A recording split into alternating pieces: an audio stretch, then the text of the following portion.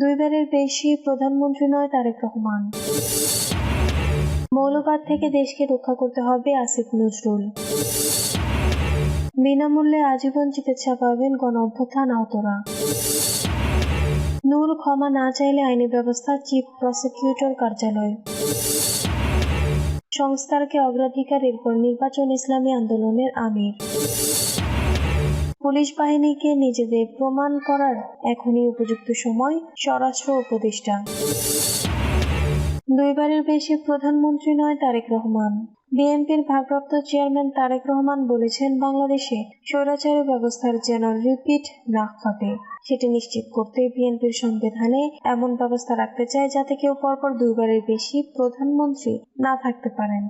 গতকাল বিকালে রাজধানীর গুলশানে লেকশোর হোটেলে রাষ্ট্র কাঠামো মেরামতের রূপরেখা 31 দফার আলোকে সংস্কার শীর্ষক এক সেমিনারে লন্ডন থেকে ভিডিও কনফারেন্সের মাধ্যমে প্রধান অতিথির বক্তব্যে তিনি এসব কথা বলেন। তারেক রহমান রাষ্ট্র কাঠামো মেরামত সম্পর্কে বলেন, সংস্কার বলতে সেটিই বুঝি যে সংস্কারের মাধ্যমে সংবিধানের শুধু কয়েকটি বাক্য নয়, মানুষের ভাগ্যের পরিবর্তন হবে।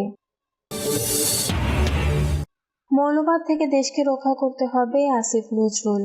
আইন, বিচার ও সংসদ বিষয়ক উপদেষ্টা ডক্টর আসিফ নজরুল বলেছেন, উগ্রবাদের সুযোগ নিয়ে দেশি বিদেশি কোনো শত্রু যেন বাংলাদেশের সম্ভাবনা ও অগ্রযাত্রাকে ব্যাহত করতে না পারে সে বিষয়ে সবাইকে খেয়াল রাখতে হবে। তিনি বলেন, আমরা যদি এ দেশ, সমাজ ও মানুষের ভালো চাই, আমাদের ছাত্র সন্তান ও নিজেদের ভালো চাই, দেশকে আন্তর্জাতিক ষড়যন্ত্র থেকে রক্ষা করতে চাই, বাংলাদেশকে ফ্যাসিবাদ মুক্ত করতে চাই, তাহলে যে কোনো মূল্যে উগ্রবাদ ও মৌলবাদ থেকে দেশকে রক্ষা করতে হবে। আসিফ নজরুল বলেন, উগ্রবাদ খুবই ভয়ঙ্কর জিনিস, এটা মানুষকে কতটা যুক্তিহীন, অমানুষ ও নিষ্ঠুর করে তোলে তার বড় উদাহরণ এই ঘটনা। বিনামূল্যে আজীবন চিকিৎসা পাবেন গণ-অভ্যুত্থানে আহতরা। জুলাই আগস্ট গণ-অভ্যুত্থানে আহতদের বিনামূল্যে আজীবন চিকিৎসা সেবা দেওয়া হবে বলে জানিয়েছেন প্রধান উপদেষ্টার বিশেষ সহকারী ডক্টর সাইদুর রহমান। বৃহস্পতিবার সন্ধ্যায় সচিবালয়, স্বাস্থ্য মন্ত্রণালয়ের সভাকক্ষে আহতদের সাথে 6 উপদেষ্টার বৈঠক শেষে এসব কথা জানান তিনি। অন্তত 80 জন আহতের সাথে বিকেল 4:30টায় শুরু হয়ে প্রায় 2.5 ঘন্টা চলা এই বৈঠকে ডাক, টেলিযোগাযোগ ও তথ্য প্রযুক্তি এবং তথ্য সম্প্রচার উপদেষ্টা মোহাম্মদ নাহিদ ইসলাম, যুব, ক্রীড়া এবং স্থানীয় সরকার উপদেষ্টা আসিফ মাহমুদ সজীব ভুঁইয়া, উপদেষ্টা মাহফুজ আলম, স্বাস্থ্য ও পরিবার কল্যাণ উপদেষ্টা নূরজাহান বেগম, মৎস্য ও প্রাণী সম্পদ উপদেষ্টা ফরিদা আক্তার এবং সমাজ কল্যাণ উপদেষ্টা শারমিনেস মুর্শিদ উপস্থিত ছিলেন। সাইদুর রহমান জানান, আহত যোদ্ধাদের ইউনিক আইডি কার্ড থাকবে। সব সরকারি প্রতিষ্ঠান থেকে তারা সারা জীবন বিনামূল্যে সেবা পাবেন। যেসব বেসরকারি হাসপাতালের সাথে সরকারি চুক্তি থাকবে সেখানেও বিনামূল্যে সেবা পাবেন তারা। নূর ক্ষমা না চাইলে আইনি ব্যবস্থা, চিফ প্রসিকিউটর কার্যালয়।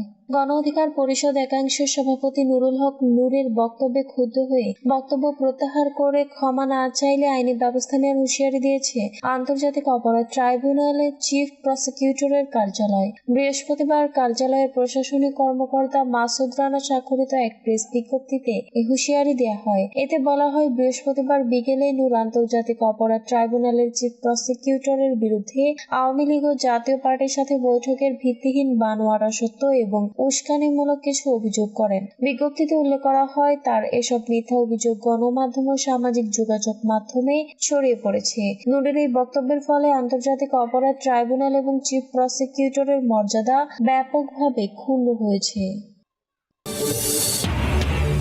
সংস্কারকে অগ্রাধিকার, এরপর নির্বাচন, ইসলামী আন্দোলনের আমির। নির্বাচনের চেয়ে সংস্কারকে অগ্রাধিকার দিচ্ছে ইসলামী আন্দোলন বাংলাদেশ। তবে এই সংস্কার দ্রুত করে নির্বাচনের সম্ভাব্য সময়ে অন্তর্বর্তী সরকারের ঘোষণা করা উচিত বলে মনে করছে দলটি। ইসলামী আন্দোলনের আমির ও চরমোনাই পীর সৈয়দ মোহাম্মদ রেজাউল করিম বলেছেন, সংস্কারের বিষয়ে কোনো আপোষ করতে তারা রাজি নেই। সংস্কার ভালোভাবে করা উচিত এবং দ্রুত করা উচিত যাতে আমরা নির্বাচনে যেতে পারি, কিন্তু কিন্তু অগ্রাধিকার দিতে হবে সংস্কারকে। তিনি বলেন, সংস্কারের জন্য খুব বেশি সময় নেওয়া উচিত না।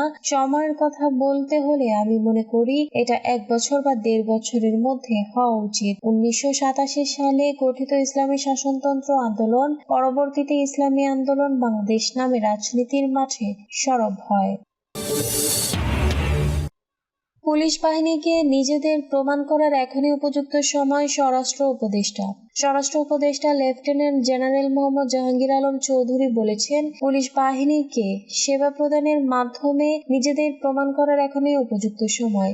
বর্তমান অন্তর্বর্তীকালীন অরাজনৈতিক সরকারের প্রেক্ষাপট এনে তিনি বলেন, রাজনৈতিক প্রভাবমুক্ত এই সরকারের আমলে সততা, দক্ষতা ও নিরপেক্ষভাবে কাজ করার যথেষ্ট সুযোগ রয়েছে। এটিকে কাজে লাগিয়ে পুলিশ বাহিনীকে দেশ ও জাতির সেবায় আত্মনিয়োগ করতে হবে। উপদেষ্টা আজ দুপুরে বরিশাল পুলিশ লাইন্সের গ্র্যাটিটিউড হলে সার্বিক আইন শৃঙ্খলা পরিস্থিতি সংক্রান্ত মতবিনিময় সভায় প্রধান অতিথির বক্তৃতায় এসব কথা বলেন। জাহাঙ্গীর আলম চৌধুরী বলেন, দ্রব্যমূল্য নিয়ন্ত্রণে আইন শৃঙ্খলা বাহিনীর গুরুত্বপূর্ণ ভূমিকা রয়েছে। সেজন্য বাহিনীর সদস্যদের চাঁদাবাজি বন্ধ করতে হবে এবং নিজেদেরও এটি থেকে দূরে থাকতে হবে।